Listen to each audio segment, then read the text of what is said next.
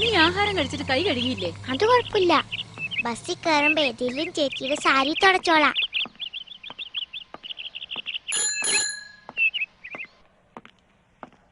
അച്ഛാ, എനിക്കും വേണം ഒരു സൈക്കിള്. നിനക്കതി കേറാൻ പ്രായമായിട്ടില്ല, വീഴും. എന്നെ അച്ഛൻ കേറ്, ഞാൻ മടിയിലിരുന്നോളാം. അപ്പം നമ്മൾ രണ്ടുപേരും വീഴും. ഒന്ന് പ്രാർത്ഥിച്ചിട്ട് പോവാം. ഉണ്ണിക്കണ്ണ, നമ്മൾ ഒരേ പ്രായക്കാരാ.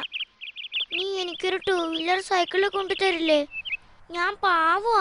നിങ്ങൾ കേട്ടില്ലേ അവൻ പ്രാർത്ഥിക്കുന്നത്? ഉണ്ണിക്കുട്ടന് ഒരു 2 വീലർ സൈക്കിള് വാങ്ങിക്കൊടുക്ക്. 2 വീലറിൽ കയറാൻ അവന് ബാലൻസ് ഇല്ലടി, അവൻ വീഴും. വേണേ ഞാനൊരു 3 വീലർ സൈക്കിള് വാങ്ങിക്കൊടുക്കാം.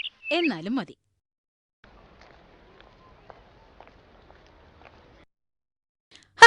ചാടാതരാ, കാലൊടിയും. കാലൊടിഞ്ഞ പിന്നെ സ്കൂളിൽ പോണ്ടല്ലോ. ഒരു ബസ്സും വരുന്നില്ലല്ലോ. ഉണ്ണിക്കുട്ടനെ തട്ടിക്കൊണ്ടുപോകാൻ എന്താണൊരു വഴി? എടാ, അതിർത്തി സേന വിചാരിച്ചാലും ആ പയ്യനെ തട്ടിക്കൊണ്ടുപോകാൻ പറ്റില്ല. ഞാൻ ഒരിക്കലൊന്ന് ശ്രമിച്ചതാ. അവൻ എന്നെ കൊക്കയിൽ തള്ളിയിട്ടേച്ച് കടന്നു കളഞ്ഞു. പിന്നെ 3 മാസം ഞാൻ ആശുപത്രിയിലായിരുന്നു. ആശുപത്രി ബില്ല് അടയ്ക്കാൻ ഞാൻ പെട്ട പാട്. ഈ പ്രാവശ്യം അവനെ തട്ടിക്കൊണ്ടുപോയാൽ ആശുപത്രി ബില്ല് കൂടി കൂട്ടി ചോദിക്കാം. ഓക്കെ? ഓക്കെ.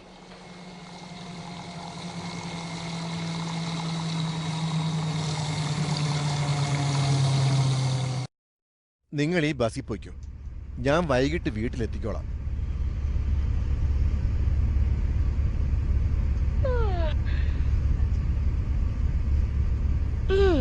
അപ്പൊ കാല് പുറത്തിടുന്നതിന് കുഴപ്പമില്ല.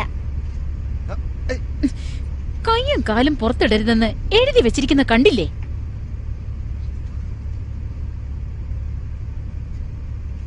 ചേട്ടാ, അമ്മയുടെ മടിയിലിരുന്നോ?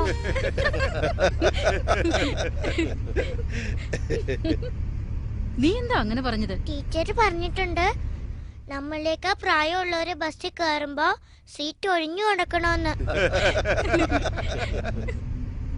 അവിടെ ഇരിക്കടാ.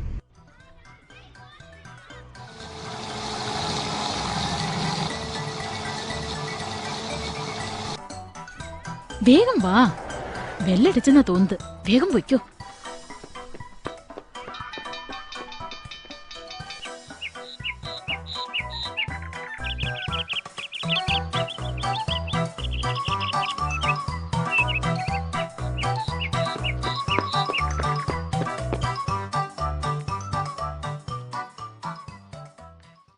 എങ്ങനെയുണ്ടടാ പുതിയ സ്കൂളൊക്കെ? അതിന്റെ മേൽക്കൂരൊക്കെ അപ്പിട്ട് ചോരുന്നതാ. അത് നിനക്കെങ്ങനെ മനസ്സിലായി? അവരെ സിസ്റ്റർമാരൊക്കെ തലയിൽ വെള്ളം വീഴാതിരിക്കാൻ തലയിൽ മുണ്ടിട്ടോണ്ടാ നടക്കുന്നേ.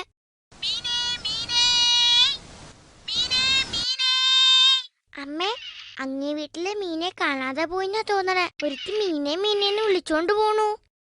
എടാ, അത് നമ്മുടെ മീൻകാരി ചെല്ലമ്മയാ. നീ വന്ന് കാപ്പി കുടിച്ചിട്ടിരുന്ന് പഠിക്കേ.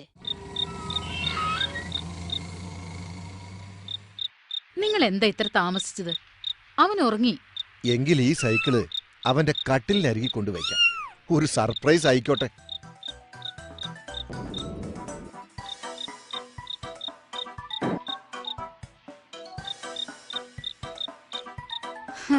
ഉണ്ണിക്കുട്ടന്റെ പ്രാർത്ഥന ഉണ്ണിക്കണ്ണൻ കേട്ടത് കൊണ്ടല്ല, ഞാൻ കേട്ടത് കൊണ്ടാ സൈക്കിള് വാങ്ങിയത്.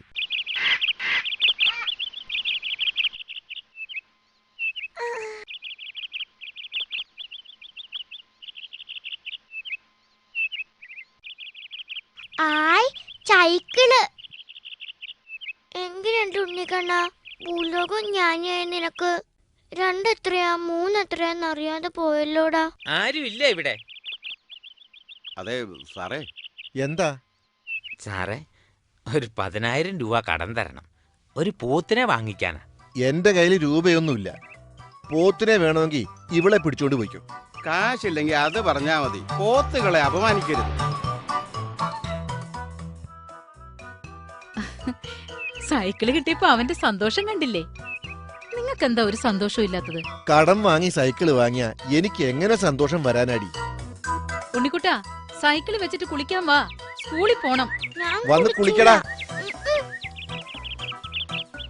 വന്ന് കുളിക്കടാ. ആനയെ കുളിപ്പിക്കാം, ഇവനെ കുളിപ്പിക്കാനാ പാട്. അതിർത്തി സേനയെ വിളിക്കാം, അവരെ കൊണ്ടേ നടക്കൂ.